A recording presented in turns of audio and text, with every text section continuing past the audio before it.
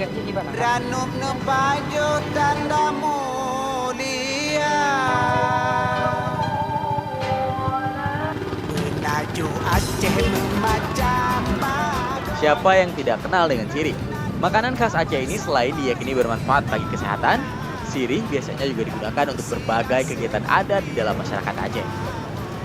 Bagi masyarakat Aceh, ranum atau sirih tidak hanya sekedar untuk dimakan, tapi juga sudah menjadi simbol budaya dalam masyarakat. Bahkan, tidak jarang, sirih menjadi simbol untuk memuliakan tamu. Daun sirih yang dibalut dengan berbagai rempah seperti pinang, kapur, cengkeh, dan kencur ini biasanya disuguhkan saat menyambut tamu.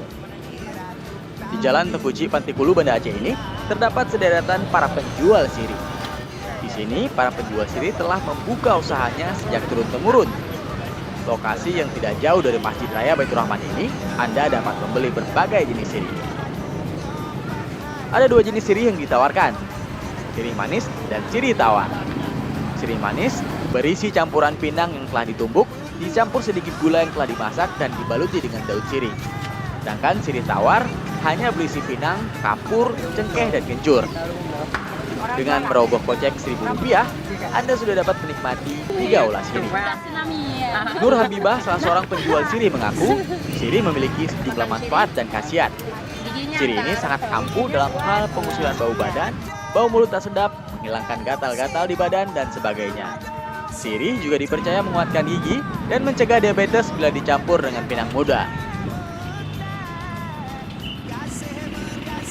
Khasiat makan sirih untuk bau ikan hilang kalau makan sirih.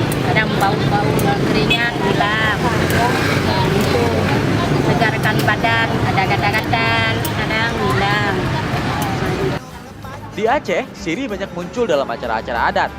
Misalnya sebagai bahan hantaran dalam pernikahan, berikat tali persaudaraan, hingga urusan penyelesaian perselisihan. Dari Banda Aceh, Nela Sari, Reza Aulia melaporkan untuk Aceh Video.